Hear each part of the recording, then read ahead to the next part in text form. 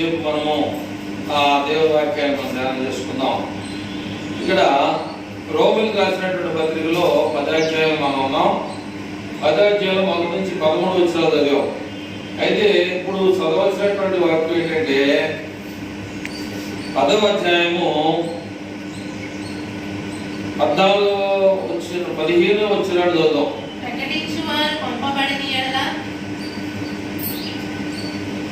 చదువు.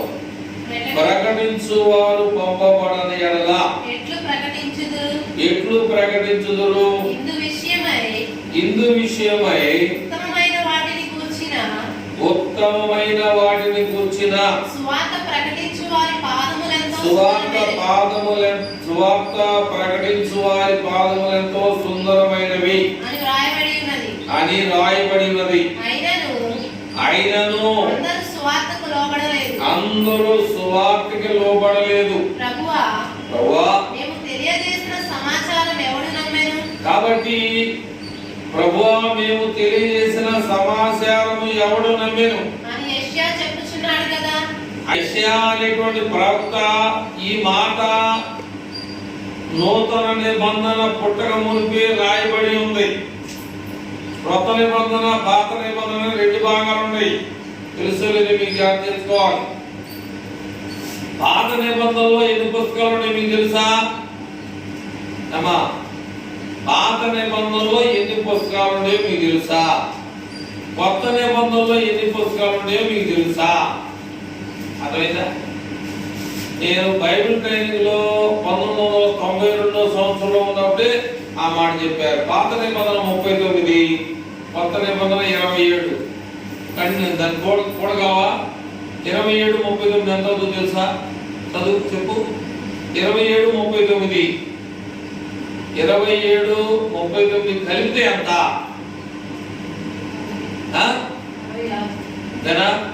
ఈ బైబిల్ గ్రంథం 66 పుస్తకాలు అధ్యాయాలు రాయబడింది అన్నమాట. 66 గ్రంథాలు. యెషయా గ్రంథం అని, మీకా గ్రంథం అని, ఓషియా, నెహెమియా, జకర్యా అని ఇలా లెక్కేసుకుంటే పాత నిబంధన వచ్చేసి 39. ఇంటికెళ్ళి లెక్కేసుకుంటే ఇంటికెళ్ళి లెక్కేసుకుని కొత్త నిబంధన 27 పుస్తకాలు ఉంటాయి. ఖచ్చితంగా దేవుడి మాట అబద్ధం చెప్పకూడదు ఇక్కడ. అర్థమైందా? ఇక్కడ నేను ఇందాక చెప్పా ఏమని 15వ వచనంలో ప్రకటించువారు పంపబడని ఎడల ఎట్లు ప్రకటించుదురు? ఇందు విషయమై ఉత్తమమైన వాటిని గూర్చిన సువార్త ప్రకటించు వారి పాదములెంతో సుందరమైనవి అని రాయబడి ఉన్నది. అయినను అందరూ సువార్తకు లోబడలేదు. ప్రభువా మేము తెలియజేసినటువంటి సువార్తమానము ఎవడు నమ్మాడు? చదువు. ఇందాక చెప్పాను మీకు. యేసు ప్రభువారి భూలోకానికి శరీరధారి కంటే మనుషుడిగా పుడతాడనేటువంటి సంగతి యెషయా గ్రంథంలో 750 సంవత్సరాల క్రితమే ఆయన పుట్టక మునిపే చెప్పాడని చెప్పేసి ఆన్సర్. అది కూడా మీకు గుర్తుందో తెలియదు. ఎందుకంటే అక్కడ బైబిల్ కాలేజీలో చెప్తా ఉంటారు, నోట్ చేసుకుంటూ ఉండాలి పాఠాలు మొత్తం. ఈ సంఘంలో బాధిన వాళ్ళందరూ కూడా ఒక నోట్ పుస్తకం, ఒక పెన్ ఉంటుంది, పాటల పుస్తకం, బైబిల్ ఉంటుంది. నువ్వేం చెప్పావు దాన్ని వెంటనే అక్కడ హెడ్డింగ్ రాసుకుంటారు. ఇవాళ దేని గురించి చెప్పాడు? స్వామి గురించి చెప్పాడా? రక్షణ గురించి చెప్పాడా? మారు మనసు గురించి చెప్పాడా? దేని గురించి చెప్పాడో హెడ్డింగ్ పెట్టుకోవాలి, దాని కింద రెఫరెన్స్ రాసుకోవాలి. నువ్వు కూడా బాగు చేయొచ్చు. స్త్రీల ఫోటోలో నిలబడి కళాఖండిగా చెప్పొచ్చు. నాకేమొచ్చంటే రాదు. ఎన్ని సంవత్సరాలు నువ్వు దాని మీద ధ్యాస పెట్టకపోతే రాదు. కానీ దాని మీద గురి పెట్టాలి. దాని మీద గురి పెట్టకపోతే ఈయన చెప్పి చెప్పి చెప్పి మేము ప్రకటించినటువంటి సువార్త ఎవడు నమ్మాడు అనే శివరాకరికి ఎంత వాక్యం చెప్పినా కానీ ఎనకపోతే మనం చేయగలిగేది ఏమీ లేదు. కనుక ఒక బుధవారము, మంగళవారము గత వారంలో పాములు కాలువ దగ్గర ఫ్రెండ్స్ ఉంటారు. ఫ్రెండ్స్ అంటే దేనికి సంబంధించిన వాళ్ళు అంటే లోక సంబంధమైన ఫ్రెండ్స్ కాదు మనకు కావాల్సింది, దేవుడితో సంబంధం కలిగినటువంటి ఫ్రెండ్లు కావాలి మనకి, దేవుడితో సహవాసం కలిగినటువంటి ఫ్రెండ్స్ కావాలి మనకి. అతను ఏం చేస్తాడంటే ఒక ఫ్రెండ్కి ఆ క్యారేజ్ అనుభవించడానికి విజయవాడ నుంచి వస్తా ఉన్నాడు. విజయవాడ నుంచి వస్తా ఉంటే మృత్యు అనేది ఆయన వెనకాల వస్తా ఉందన్నమాట. మన పావులకరం డౌన్లో ఒక లారీ ఒకటి గుద్దితే అక్కడికక్కడే ప్రాణాన్ని కోల్పోయాడు. 27 సంవత్సరాల వయసు. ఆయన మంచి చదువు చదివాడు, డిగ్రీ పై చదువు చదువుకున్నాడు, కానీ తండ్రి లేడు. ఫ్రెండ్ కోసం సహాయం చేద్దామని చెప్పేసి వెళ్ళాడు. ఈ కొడుకు తల్లిని పోషించడానికి ఉన్నాడు అని ఆశ తల్లికి ఉంది, కానీ ఈ కొడుకు ఏం చేసేది నా ఫ్రెండ్కి సహాయం చేద్దామని చెప్పేసి వెళ్ళాడు. కానీ లారీ చేత ఆయన కొట్టబడడం ద్వారా పడిపోయి అక్కడికక్కడే మరణాన్ని చూసిన వాడు మన ప్రాంతంలో వచ్చేవాళ్ళు కూడా చూశారు. నేను చూడాల, జరిగింది పేపర్లో చదివేది కానీ నేనేం చూడాల. ఖచ్చితంగా అలాంటి పేపర్లో ఖచ్చితంగా చదువుతూ ఉంటా. అర్థమైనా నేను ఖచ్చితంగా చదువుతూనే ఉంటా. ఖాళీగా ఉంటే మాత్రం కొన్ని విషయాలు, ముఖ్యమైన విషయాలు చదువుతాను, అవసరం లేని చదవలేదు. అట్లా ఇక్కడ దేవుని వాక్యాన్ని ఎంత బాగు చేసినా కూడా వినకపోతే మనం చేయగలిగేది ఏం లేదు. కానీ ఇక్కడ ఏమన్నాయంటే 10వ వచనం మొదటి 10వ అధ్యాయం నుంచి చదువు.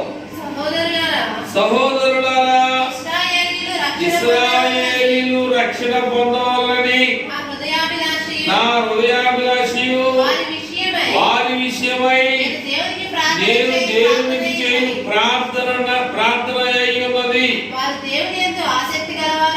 కనుక ఇక్కడ వారు రక్షణ పొందితే ఈయనకి ఎందుకు, రక్షణ పొందకపోతే ఈయనకి ఎందుకు అదవుతుందని చెప్పే విషయం ఉన్నాడు. అపోస్తలుడైన పౌలు ఇశ్రాయేలు ప్రజలు రక్షణ పొందాలనేటువంటి ఆయన ఏమన్నాడంటే నా హృదయం ఘోషిస్తుంది అన్నాడు. అదొక మీకు హృదయంలో తనుతా ఉంది ఏమని, ఇశ్రాయేలీయులు రక్షణ పొందాలని నా హృదయాభిలాషియు వారు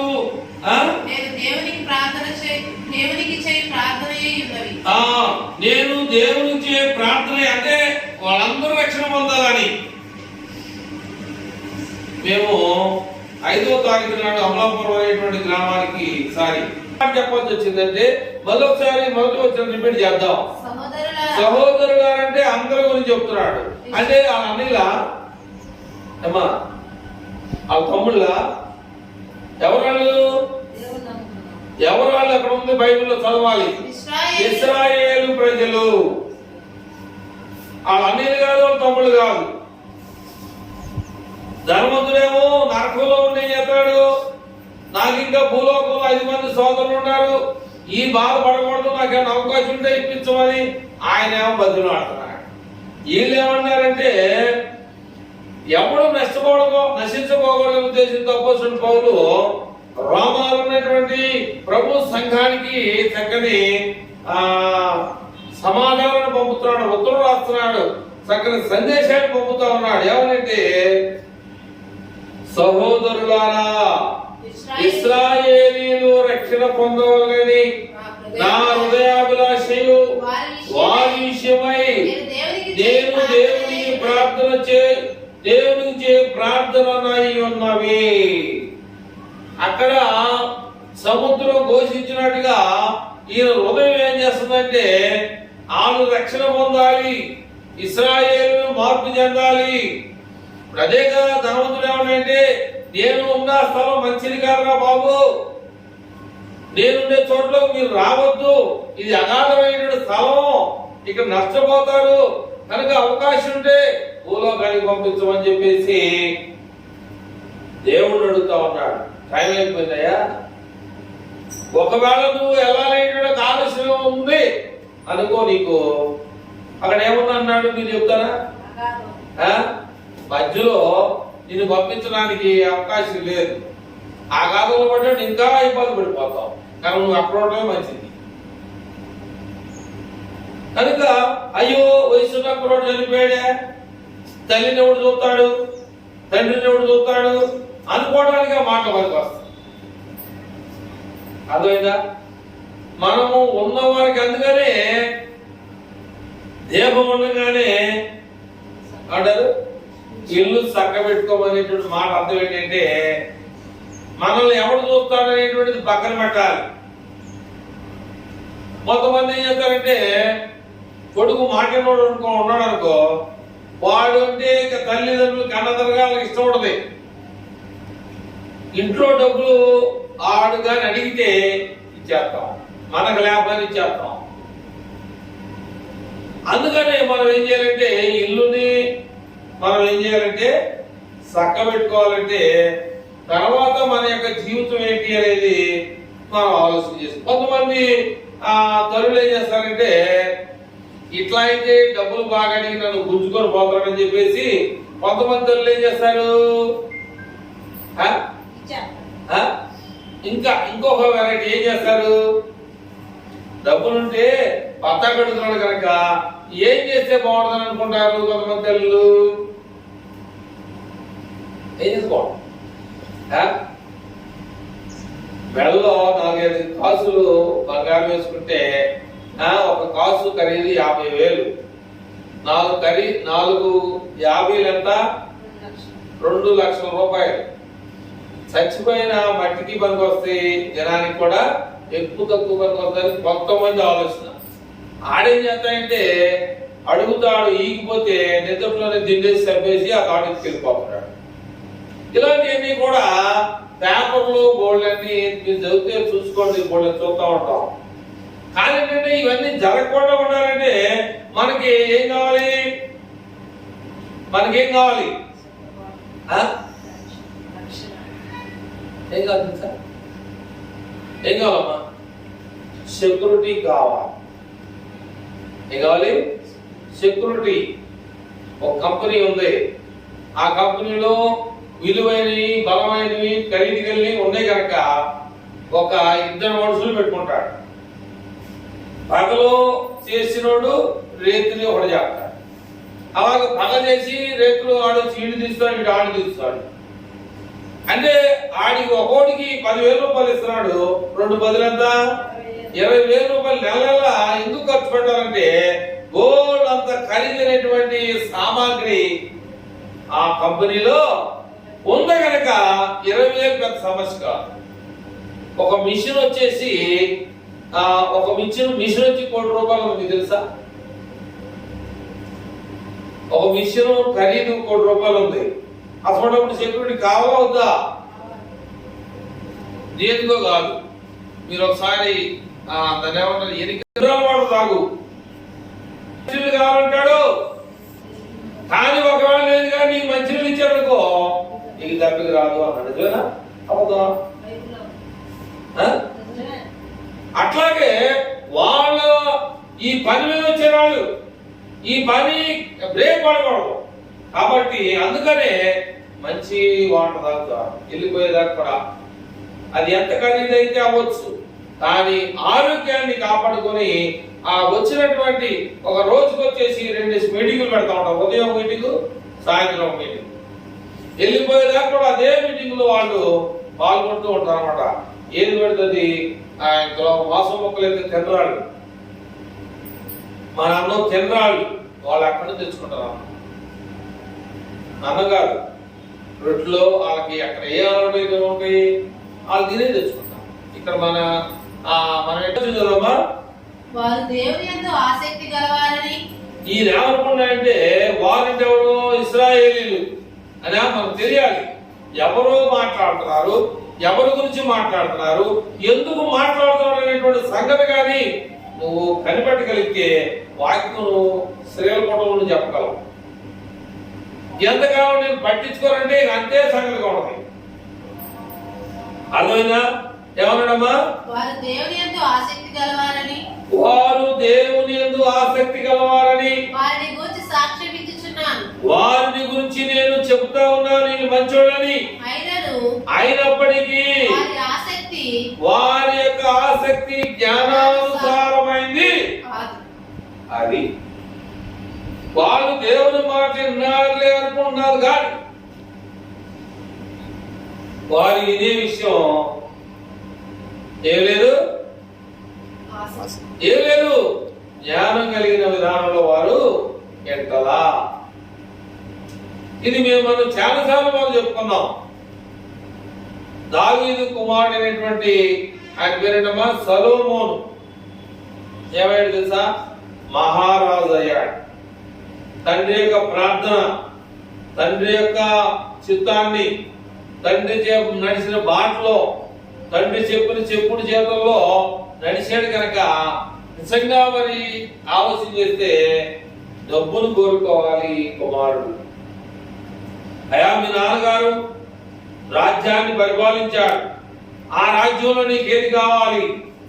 ధనం కావాలా, ధాన్యం కావాలా, లేదా రాజ్యంలో సగభాగం కావాలా? ఏం కావాలి నీకు? అర్థమైందా? ఏం కావాలి నీకంటే నాకు దేవుని యొక్క జ్ఞానం కావాలి అని ఆయన ఎదువాడా?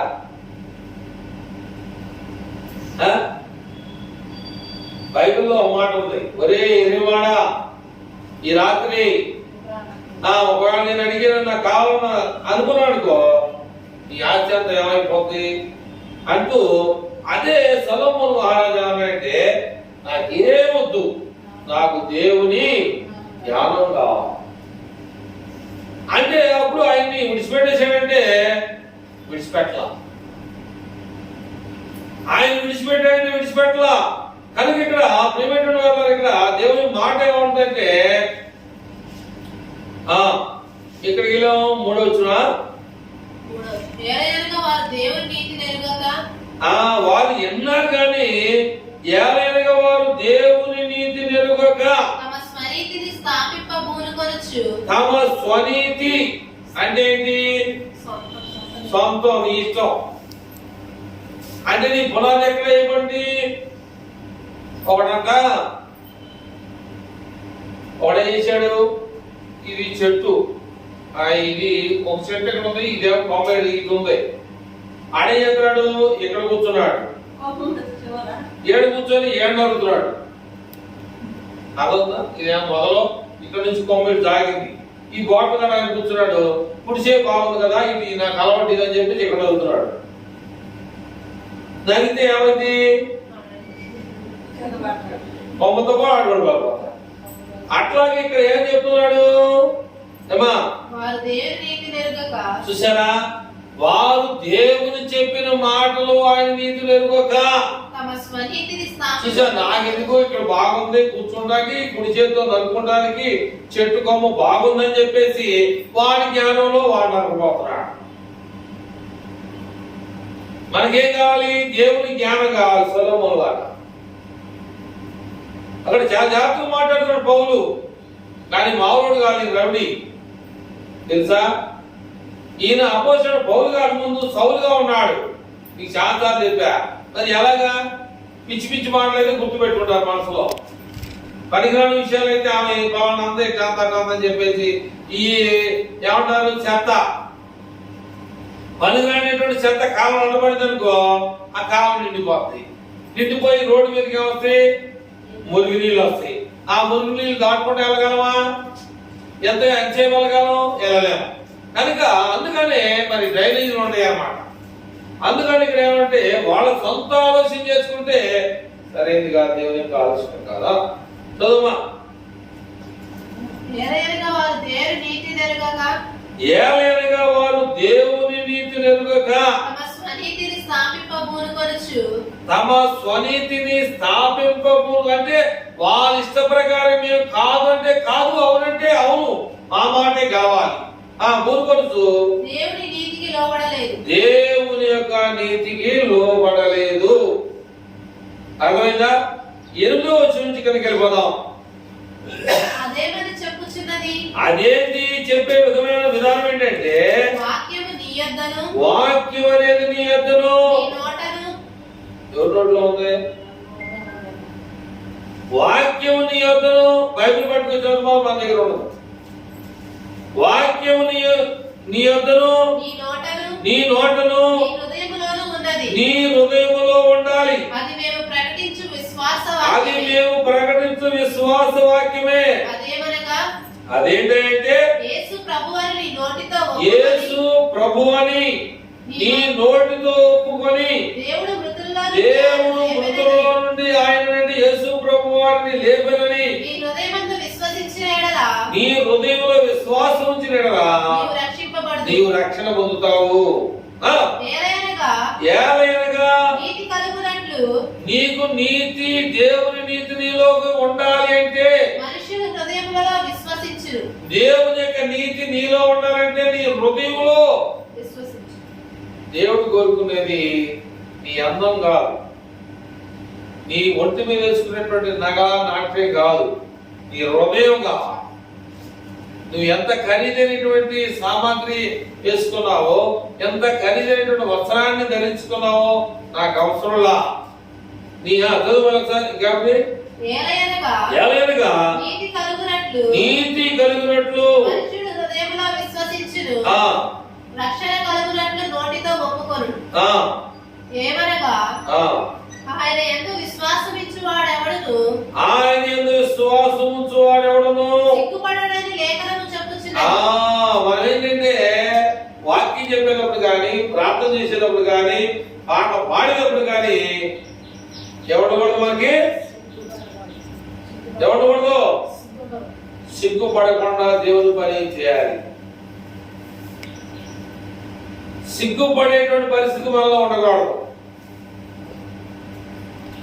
కాబట్టి అపోస్తలుడు పౌలు తిమోతికి అదే చెప్తా ఉన్నాడు.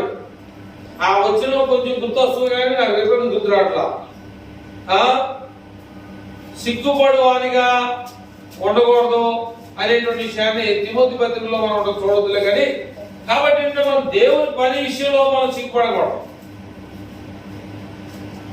కనుక ప్రియమైన ఎందుకు ఈ విషయాలు చెప్తా ఉన్నాం అనేటువంటి విషయాన్ని మనం జ్ఞాపకం చేసుకుంటే, మనము ఎందుకు చదివామా?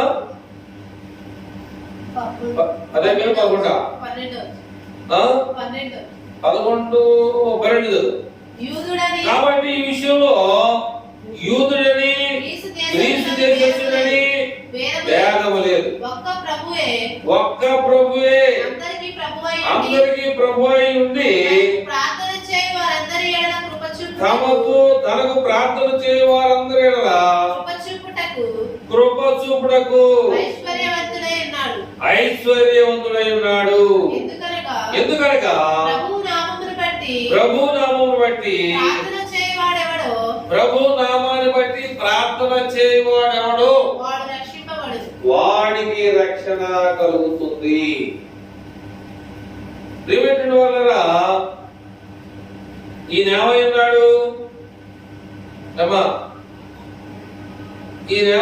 ఎందుకనగా ప్రభు నామమును బట్టి ప్రార్థన చేయవాడెవడో వాడు రక్షించబడదు. ఆ పైన ఉందంటే ఎక్కడంటే 12వ వచనంలో 3వ లైన్ చదువుతా, 1, 2, 3. తనకు ప్రార్థన చేయి వారందరి ఎడల కృప చూపడానికి ఏమైనాడు? ఐశ్వర్యం అంటే అర్థం ఏంటి? మరి ధనవంతుడు చనిపోతే కొడుకున్నాడు, ఆ ఐశ్వర్యం ఎవరికి వచ్చింది? కొడుకు వచ్చిందిగా. అట్లాగే మనము దేవునికి ఏమై ఉండాలి? కుమారులుగాను కుమార్తెలుగా ఉండాలి. మరి ఆయనకి కుమార్తెలుగా నువ్వు అంటు కట్టకపోతే నీకు ఆయన ఇచ్చే ఆశీర్వాదం రాదు. ఆయన ఇచ్చే ఆశీర్వాదం కావాలి అంటే మనం ఏం చేయాలంటే ఆయన చెప్పేటువంటి ప్రతి విషయాన్ని కూడా మనం జ్ఞాపకం చేసుకోవాలి. 17 వచనాన్ని మనం చూద్దాం. 10వ అధ్యాయం 17 వచనాన్ని చదువుకుని ముందుకెళ్దాం. కాగా వినుట వలన విశ్వాసము కలుగును. ఏం వినాలి? ముసలమ్మ ముచ్చట్లు వినాలా? ఇద్దరు చెప్తుండగా మూడో వ్యక్తి వినాలా?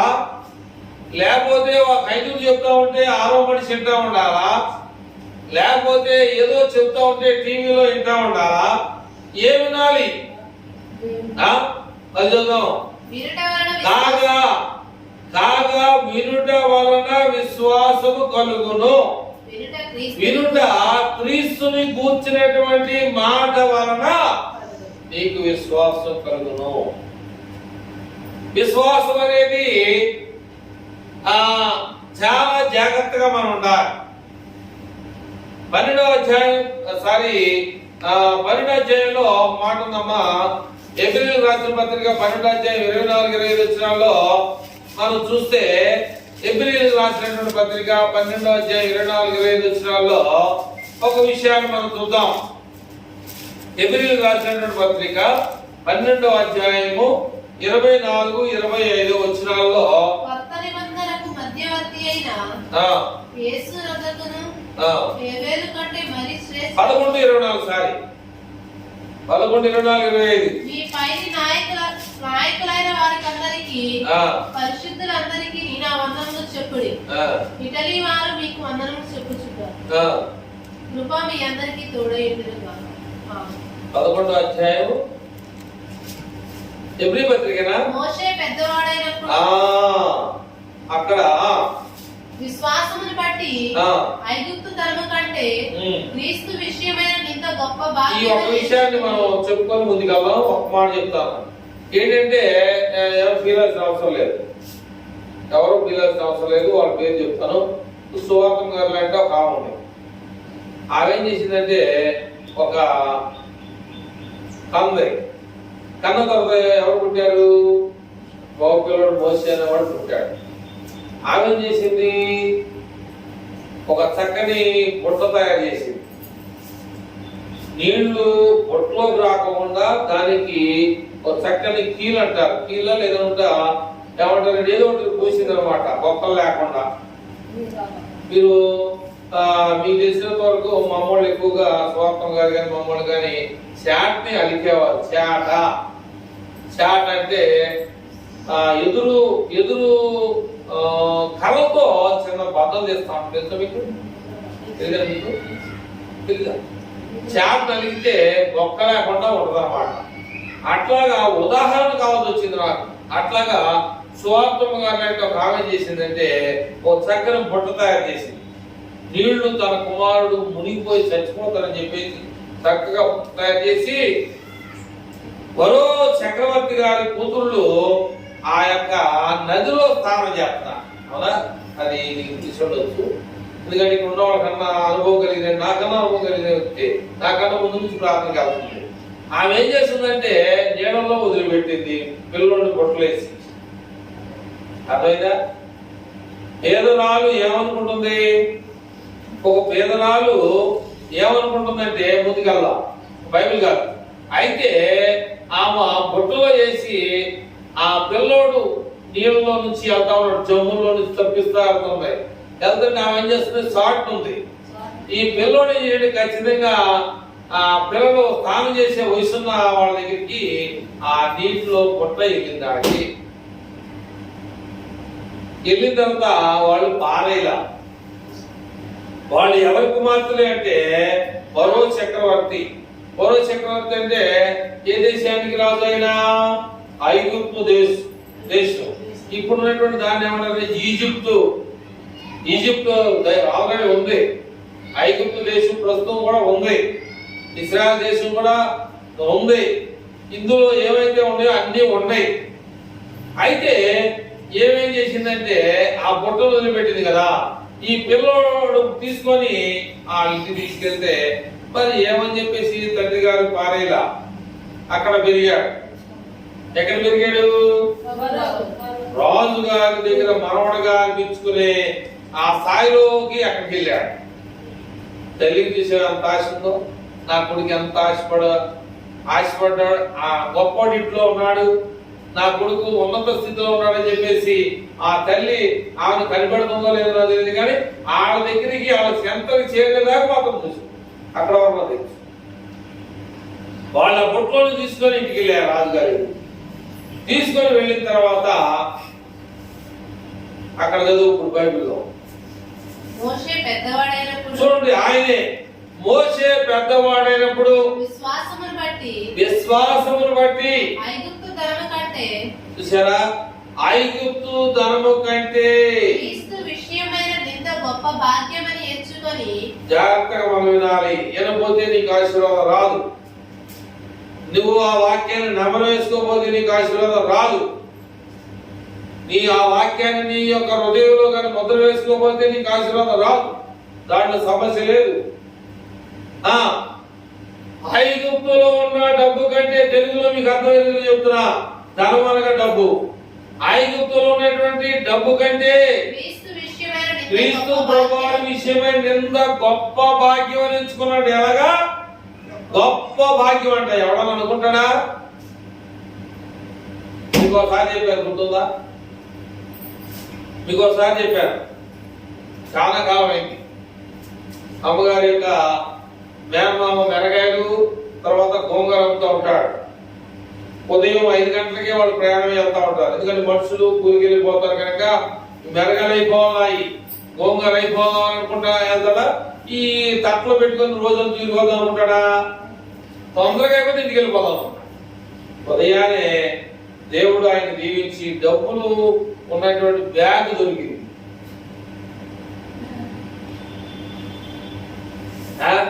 ఓర్చుకుంటే కోడిగుడ్డు సట్టు అన్నట్టు ఏమో జాగ్రత్తలు వస్తాయి అనుకోవాలి.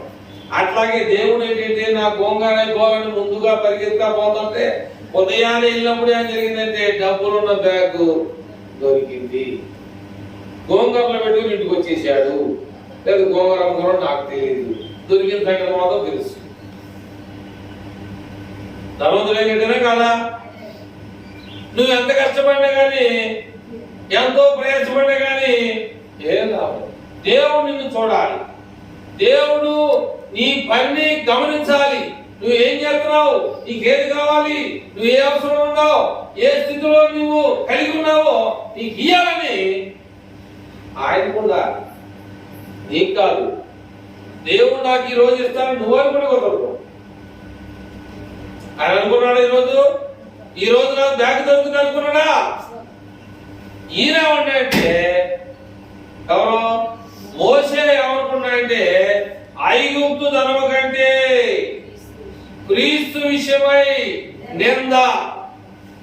ఓ మాట అంటే పడలేదు మనం. ఎవరన్నా ఒక మాట అంటే పడం. ఈయనేంటి నింద కోరుకుంటున్నాడు? ఇదంతా కూడా రివర్స్ టెండరింగ్ అన్నమాట.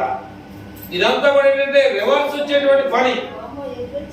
చూడండి అక్కడ ఏమన్నాయంటే ఐగుప్తులో రాజుగారి దగ్గర ఉన్న డబ్బు కంటే క్రీస్తు విషయమై ఎంత గొప్ప భాగ్యం అని ఎంచుకొని చదువు అల్పకాల పాప భోగములు డబ్బుండి నా ఇష్టం వచ్చినట్టు కాదు. ఏంటంటే డబ్బు ఉంది, బుల్లెట్ కాదు కారు కొంటాడు, కారు కాదు విమానం కొంటాడు.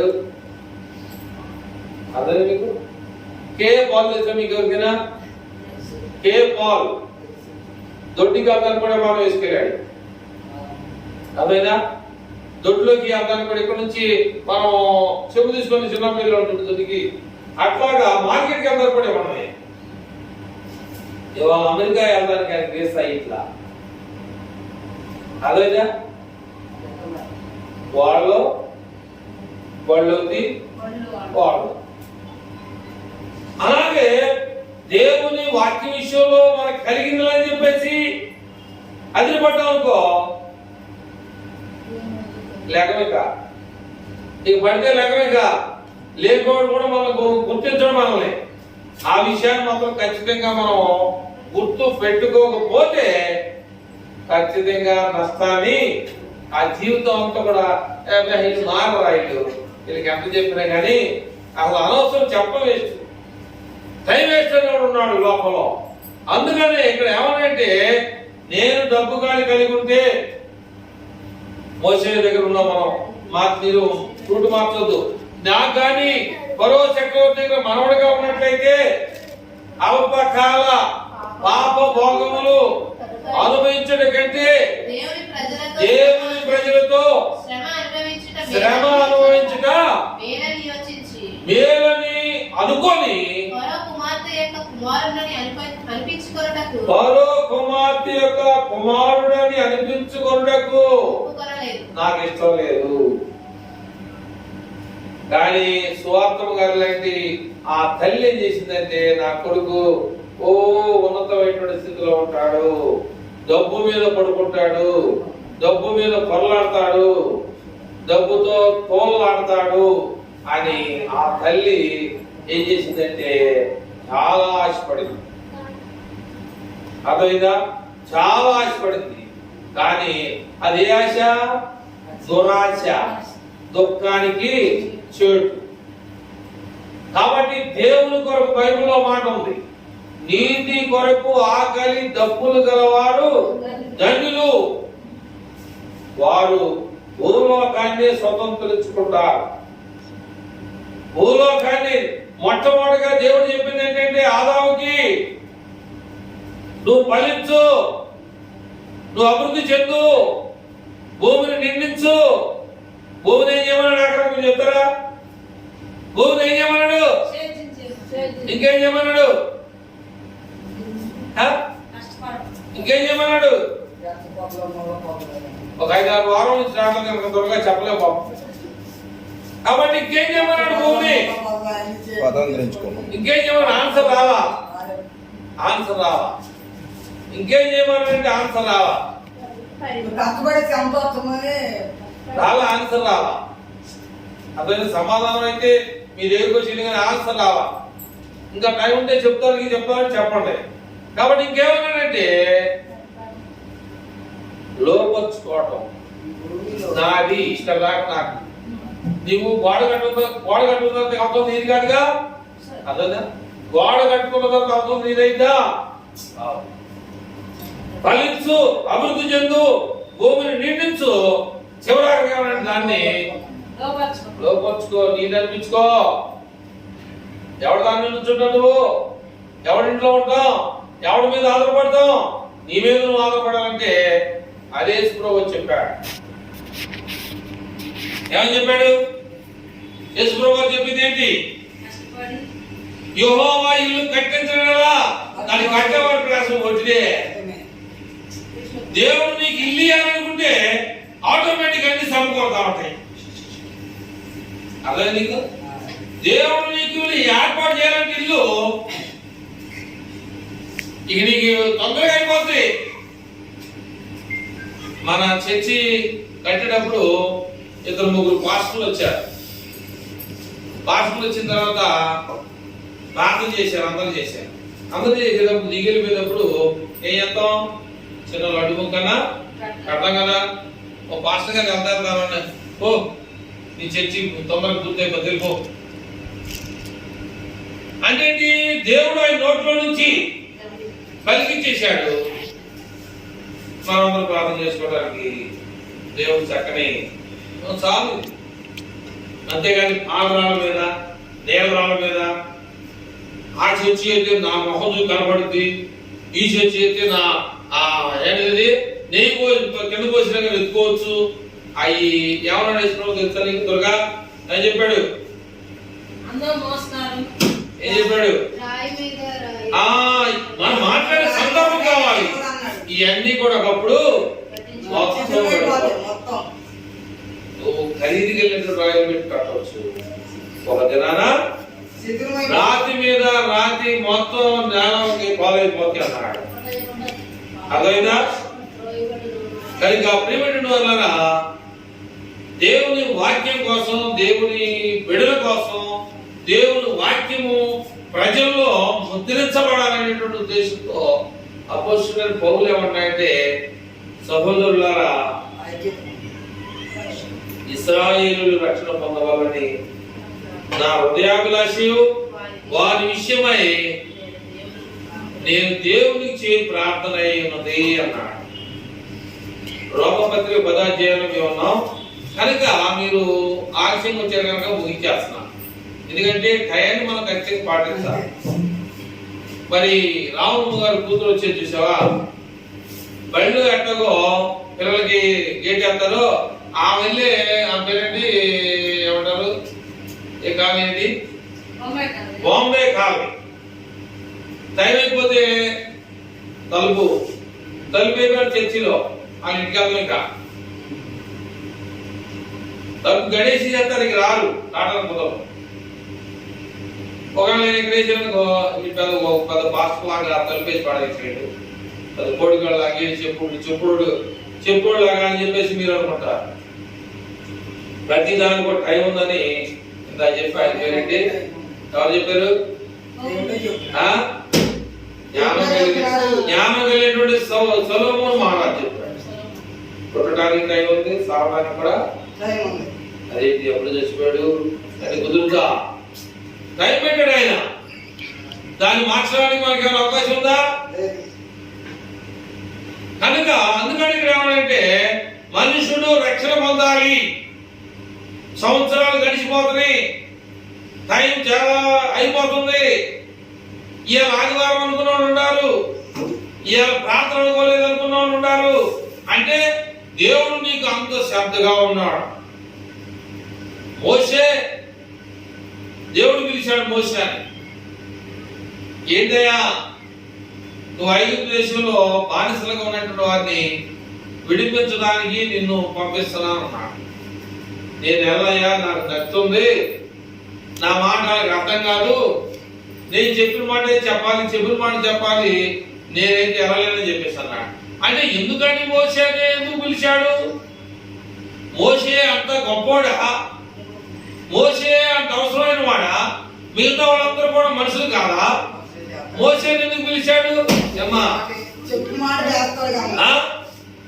చెప్పాలి మాయ. మోషేని ఎందుకు పిలిచాడు? అంత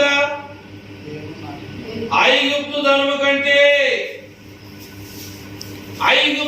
కంటే చదివేప్పుడు క్రీస్తు విషయమై నింద గొప్ప భాగ్యం ఎంచుకొని అల్పకాల పాప భోగములు అనుభవించడం కంటే దేవుడు ప్రజలతో శ్రమ అనుభవించడం మేలని ఎంచుకున్నాడు.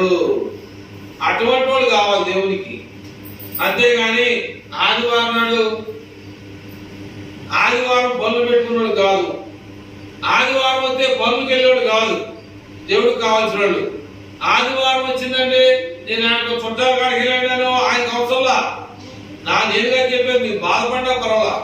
ఆదివారం నాడు మీరు పనులు పెట్టుకుంటే మీ ఇష్టం, అది అర్థమైందా? ఆయన ఒక గొప్ప రాజు ఇంట్లో నివాసం ఉండాల్సినాడు. ఏంట పని?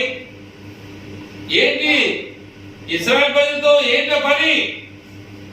గోధుమ నీళ్ళతో సాహసం ఏంటో ఏమంటాడు అడా. ఒకసారి చిన్నప్పుడు మరి ఎవడా దేవుడు కావాలి, దేవుడు ప్రజలతో సహవాసం కావాలి. నాకు డబ్బు ఉన్నటువంటి రాజు కావాలి, ఇంట్లో నుంచి పారిపోయించాడు, ఐగుప్తుని కొట్టించాడు ఒక బైబిల్లో.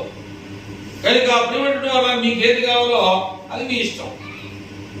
దేవుడు వాక్యం కావాలా, లేదా ఈ లోక సంబంధమైనటువంటి కోరికలు కావాలా, ఈ లోక సంబంధమైనటువంటి నీకు నీ సొంత నీతి, నీ ఇష్టమైనటువంటి నీతి. ఇవాళ ఆదివారం కదా, నేను వెళ్ళలేదు, నాకు పని ఉంది అని నీ నీతిని ఉపయోగించుకున్నావా నువ్వు ఆలోచించుకో. వారంతా పనిచేసాను, నేను నా ఫ్రెండ్కి వస్తానని చెప్పాను కాబట్టి నా నీతి గెలవాలి, కానీ దేవుని నీతి గెలవాల్సిన అవసరం లేదనుకుంటున్నావా? అది నీ ఇష్టం. నా ఫ్రెండ్ సంగతి ఏంటి మరి? వాడు అక్కడ నా కోసం ఎందుకు చూస్తాడు అని మాట ఇచ్చొచ్చాను. మరి దేవుని నీతి నేను ఎందుకు నెరవేర్చాలి? మా ఫ్రెండ్ నీతి నేను నెరవేర్చి వస్తా. నా ఫ్రెండ్ కన్నా ఎక్కువ నాకు బైబిలేం కాదు, నా ఫ్రెండ్ కన్నా ఎక్కువ నాకు దేవుని వాక్యం కాదు అంటూ ఇందాక చెప్పే మళ్ళీ రిపీట్ చేయాలంటే పావులు గారి దగ్గర ఒక లారీ గుద్ది యాక్సిడెంట్ అయ్యి 27 సంవత్సరాల వయసుకి వెళ్ళి పెళ్లి కాదా, తండ్రి లేడు, తల్లి ఏమైపోతే తల్లిని ఎవడు చూస్తాడు? జాగ్రత్తగా మీరు ఆలోచన చేసి దేవుని వాక్యాన్ని పక్కన పెడతారా, లేదా మీ మాటలు ముందు పెట్టుకుని వెళ్తారా, మీ పనులు ముందు చేసుకుంటారా? మీ పనులు కావాలా, దేవుని పని కావాలా? మీ నిర్ణయం మీద ఆధారపడుతుంది. తర్వాత చేతులు కాలేక వాడు చెప్తాడు. అక్కడ సిచ్యువేషన్ జరిగేటప్పుడు చెప్పడం. కొంతమంది మాట వచ్చినప్పుడు ఏం చేస్తారు? మాటలతో ఏం చేస్తారు? నీ సొంత నిర్ణయంతో, నీ సొంత ఉద్దేశంతో, నీ స్వనీతిని నువ్వు పూనుకున్నట్లయితే నువ్వు నష్టంలో పడతావు. దేవుని దగ్గర ఉన్నాడు, ఆయన పేరేంటి? దేవుని సేవకుడైనటువంటి మాట చెప్పి ముగిస్తా. ఆయన పేరేంటి? ఆయన పేరు చెప్పండి. ఏంటంటే ఏం చెప్తావు నేను చెప్తా. ఎవరంటే ఆయన పేరు ఎలీషా. చాలా పవర్ఫుల్ క్యాండిడేట్. ఏలియా, ఎలీషా, మోషే, యెషయా ఇలాంటి వారు నెంబర్ 1 క్యాండిడేట్లు అన్నమాట. దేవుని పనిలో మంచి ముందున్నటువంటి వారు. ఆయన ఎవరికి నష్టం జరిగింది? ఏలియా దగ్గర ఎవరికి నష్టం జరిగింది? గెహాజీ అనేటువంటి ఆయన ఉన్నాడు, నాలాంటి వాడు. ప్రవక్త అనేటువంటి ఎలీషా దగ్గర గెహాజీ అనేటువంటి ఆయన డబ్బు ఆశపడ్డాడు. ఆశపడి ఆయన పేరు మీకు తెలుసు కదా, ఎవరైనా నయమాను. తన రోగాన్ని పోగొట్టుకోవడానికి బంగారం మనుగులు తెచ్చాడు. మనుగులు వేరు, సవాసేరు వేరు. సవాసేరు తెలుసా నీకు? చాలా చిన్నపిల్లలు ఉన్నారు ఇక్కడ. అర్ధసేరు కాదు, సవాసేరు, మనుగులు అని ఈ ఓల్డ్ భాష అన్నమాట. ఆ తర్వాత కేజీలు వచ్చినాయి. అర్థమైందా? కేజీ అరకిలో పోగులని మామూలు ఎక్కువ ఉండే. అట్లాగా అప్పుడు ఏం చేయాలంటే 10 మనుగుల వెండి, 10 దుస్తుల బట్టలు, 10 మనుగుల బంగారం ఆయన బాగా పోగొట్టుకోవడం. నీ డబ్బు నాకు అవసరం లేదన్నాడు ఆయన. ఎవరో ఎలీషా. కనుక గెహాజీ ఏమనుకున్నాడంటే ఉద్యోగంగా సంపాదించుకుందాం చెప్పేసి ఆశపడ్డాడు. కానీ ఈ గెహాజీ ఎక్కడికి వెళ్తున్నాడు ఎలీషాకి తెలుస్తా ఉంది. ఈ గెహాజీ ఎక్కడికి వెళ్తున్నాడు ఎలీషాకి తెలిసి, గెహాజీ ఎక్కడికి వెళ్ళావు? నేను ఎక్కడికి, నీ దగ్గరే ఉన్నాను కదా. అది కాదు, నువ్వు ఎక్కడికి వెళ్ళావు కూడా నా ఆత్మ నిన్ను ఏం చేసిందంటే సంచారం చేసింది. నువ్వేం చేస్తున్నావు కూడా నా ఆత్మ చూస్తావు అని చెప్పేసి అక్కడ చెప్పిన తర్వాత, నయమానుకు పోయినటువంటి కుష్టి రోగం నీకు, నీ కుటుంబానికి తరతరముల వరకు కలుగునుగా చెప్పించాడు. కనుక దేవుని సేవకుడు చెప్పే విషయాలు ఏముందలే కనుక భాషను అనుకోవచ్చు మీ ఇష్టం. ఎందుకంటే ఇక్కడ బైబిల్లో మనం చదివాం అమ్మా 14వ వచనం ఒకసారి తెలుసుకున్నాం. రోమీయులకు రాసిన పత్రిక 10వ అధ్యాయం 14వ వచనంలో, రోమీయులకు రాసిన పత్రిక 10వ అధ్యాయం 14వ వచనం, రోమ పత్రిక 10:14లో ఏమంటుంది? సరిగ్గా క్లారిటీగా, వారు విశ్వసింపని వారి అంటే వినని వాళ్ళకి, విశ్వాసం ఉంచిన వారికి ఎట్లు చెప్తారు? వినని వారిని చాడేవల్లి. వారు విశ్వసింపని వారికి ఎట్లు ప్రార్థన చేయుదురు? వినని వారిని ఎట్లు విశ్వాసము తీసుకొస్తారు? ప్రకటించువాడు లేకుండా వారు ఎలా వింటారు? ప్రకటించే వారిని పంపబడని ఎడల ఎట్లు ప్రకటించేస్తారు? ఇందు విషయమై ఉత్తమమైనటువంటి వాటిని గురించిన సువార్త ప్రకటించు వారి పాదములతో సుందరమైనవని రాయబడి ఉన్నది. అంటే సువార్త ప్రకటించే వారి పాదములు ఎలా ఉంటాయి? మరి యేసు ప్రభు పాదాలు ఎలా ఉంటాయి? రోడ్ల తిరిగే సువార్త చెప్పుకునే వారి పాదాలే సుందరంగా ఉంటే మరి యేసు ప్రభు వారు ఎలా ఉంటాడు? ఆయన ఎలా ఉంటాడు తెలుసా? సమీపింపరాని తేజస్సులో ఉంటాడు. అర్థమైందా? ఆయన ఎలా ఉన్నాడంటే సమీపింపరాని తేజస్సులో ఆయన మాత్రమే అమరత్వం కలిగిన వాడుగా ఉన్నాడు. మనుషులలో ఎవడో చూడలేదు, చూడనేరడు కూడా. రాత్రి నాకు దర్శనం వచ్చిందని చెప్పేవాడు అది ఆలస్యం. అది నేను తప్పు చెప్తా, అది ఆలస్యం. ఇక్కడ ఏమన్నాయంటే సమీపింపరాని తేజస్సులో ఉన్నాడన్నాడు దేవుడు. అమరత్వం కలిగిన వాడిగా ఉన్నాడన్నాడు. మనుషుల్లో ఎవడు చూడలేదు, చూడటానికి ఇష్టమైనా చూడలేడు. అలాగే అది పేరేంటి? ఈ ఇప్పుడు చెప్పుకొచ్చి ఆయన పేరండి మోషే కూడా నేను తప్పుతాలు చేస్తున్నాను నిన్ను చూడాలని నాకు ఆశ ఉందన్నాడు. రా ఒకసారి శుద్ధిగా రా అని చెప్పేసి ఒక కొత్త దగ్గరకు వచ్చేసి ఎవరికి రాబాక అక్కడే ఉండన్నాడు. నువ్వు రావద్దు అక్కడే నుంచో అని చెప్పేసి అన్నప్పుడు ఒక పొద కనపడుతుంది, ఆ పొదకి చూడన్నాడు. అదేగా ఆ పొదకి చూడమంటే అక్కడ రాగానే చెప్పులు ఇప్పుకున్నాడు, ఇవన్నీ ఉండే అన్నమాట. ఆ పొదకి చూస్తా ఉంటే ఏమొస్తుంది? ఏమొస్తుంది? అక్కడ మంట వస్తుంది. నేను ఎదురుగా నీకు కనపడలా, నా వెనక భాగం మంట కనపడుతుంది. ఒకవేళ నేను తిరిగాననుకో అయిపోతావు, అయిపోతుంది. దేవుని వాక్యం అంతా రేజర్ గా ఉంది. కరువు కంఠబలంగా బాగు చేస్తుంది. నీకు మేలు కూడా కలగాలంటే తప్పకుండా దేవుడు చేస్తాడు. ఆయన చెప్పు శాతంగా ఉంటాయి, ఆయన చేసే పనులు కూడా అదే రీతికుంటాయి అని చెప్పేసి ప్రభు పేరట మీకు ఈ విషయాలు తెలియజేస్తూ, మరి దేవుని యొక్క విషయాలు ఈరోజు చక్కగా అపోస్తలుడైన పౌలు రోమాలో ఉన్నటువంటి సంఘానికి చక్కగా వివరణ ఇచ్చాడు దేవుడు. ఆ వివరణ మరి విన్నవారు మీరు నమ్మవేసుకోండి.